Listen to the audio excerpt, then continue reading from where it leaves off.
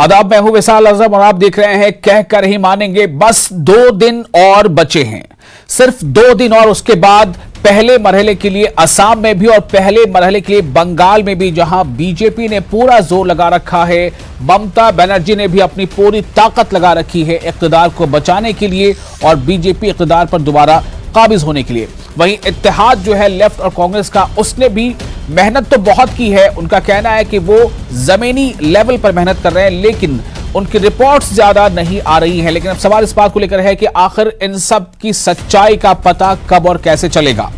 2 दिन और बाकी हैं, उसके बाद पहले मरहले के लिए जो तशहीर है उसका काम रुक जाएगा। पहले मरहले में बंगाल में 27 मार्च को 30 सीटों पर इंतखाब होने हैं, वोटिंग होनी है।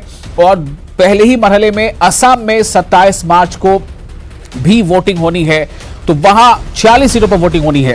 अब सवाल इस बात को लेकर है कि पहले मरहले के लिए कौन कौन सी पार्टियां कितना लगा रही हैं। सोचिए, जो 2 तस्वीरें आप देख रहे हैं ये आज की तशहीर की तस्वीरें हैं। एक तरफ ममता बनर्जी ने पुरुलिया और आसपास के इलाकों में वहां पर मीटिंगें की हैं, अवामी रैली से खिताब किया है। वहीं दूसरी तरफ अमित शाह ने गोसाबा में रैली की और मिदनापुर में रोड शो किया।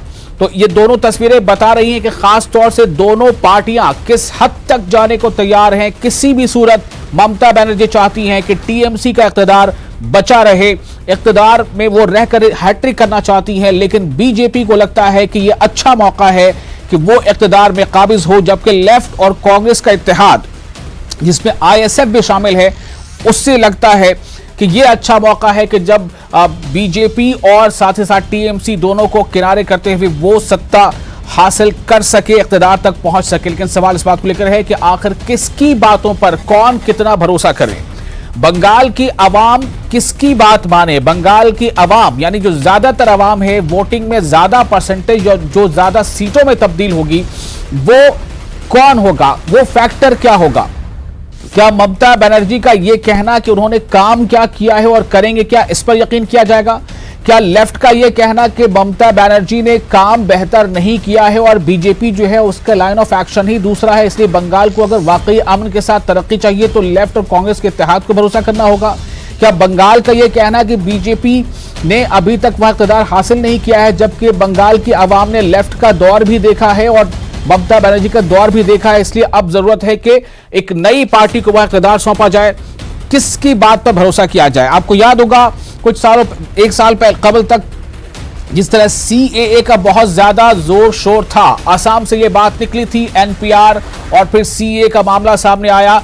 असम में हालांकि बीजेपी सीएए पर थोड़ा खामोश है, लेकिन वही बीजेपी बंगाल में सीएए को लगता है कि बंगाल में सत्ता की सीढ़ी तक पहुंचने के लिए सीएए शायद मददगार साबित होगा।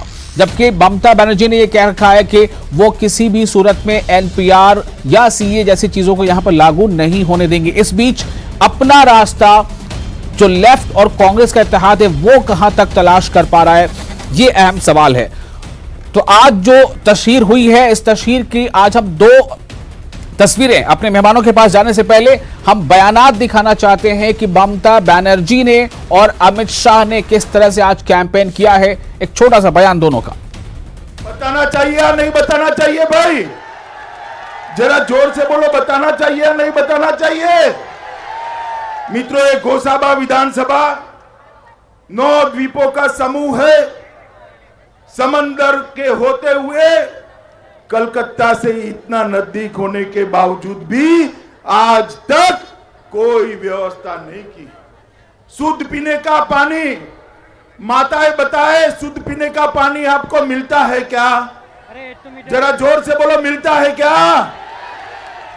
मित्रों, भाजपा सरकार बना दीजिए, 2 साल में नल के द्वारा शुद्ध पीने का पानी हर घर में पहुंचाने का काम भारतीय जनता पार्टी। गदखाली से चंडीपुर, गोसाबा, रानीपुर से सज्जलिया, मुल्लाखाली से कुमीरमारी, आमतौली और राजानगर से तारानगर को जोड़ने वाले ब्रिज बनाने का काम भी ये भारतीय जनता पार्टी की सरकार करेगी। मित्रों, हमने गुरुदेव रूरल एडवांसमेंट मिशन बनाया है जो अगले 5 साल में 2 लाख करोड़ गांव के विकास के लिए देंगे, जिसका बहुत बड़ा फायदा ये 9 द्वीपों वाली घोसाबा सीट को होने वाला है। খেলা হবে এবং বিজেপি ভাবছিল মমতার তো পায়ে মেরেছি আমরা, ওকে তো চোট করে দিয়েছি, ও তো বেরোতে পারবে না, আমাকে তো চেনে না, আমি এক পা দিয়ে যা শট মারতে পারি না ওদের পুরো মাঠ থেকে ফাঁকা করে ছেড়ে দেবো। ঝাড়খণ্ডে হেরেছে, এখানেও হারবে, পুরোপুরি হারবে। তাই মনে রাখবেন খেলা হবে। সকাল সকাল ভোট দিন, জোড়া ফুলে সাপ দিন। এই ভোট দিচ্ছেন কোনখানে? জোড়া ফুলের মাঝখানে। ভোট দিচ্ছেন কোনখানে? জোড়া ফুলের মাঝখানে। এমন করে তৃণমূলকে ভোট দিন যে বিজেপিকে মাঠের বাইরে ধাক্কা দিয়ে বের করে দিন, একেবারে বোল্ড আউট করে দিন। খেলা হবে, খুন্তি নিয়ে খেলা হবে, হাতা নিয়ে হবে, বেলুন নিয়ে হবে, পাকা নিয়ে হবে, ঝাড়ু দিয়ে ঝাড় দেওয়া হবে, হাডুডু হবে, কবাডি হবে, সব হবে। বিজেপি বিদায় নেবে। বলুন চাই না, চাই না, চাই না, চাই না, বিজেপিকে চাই না। আজকে গ্যাসের দাম কত? 900 টাকা। নরেন্দ্র মোদী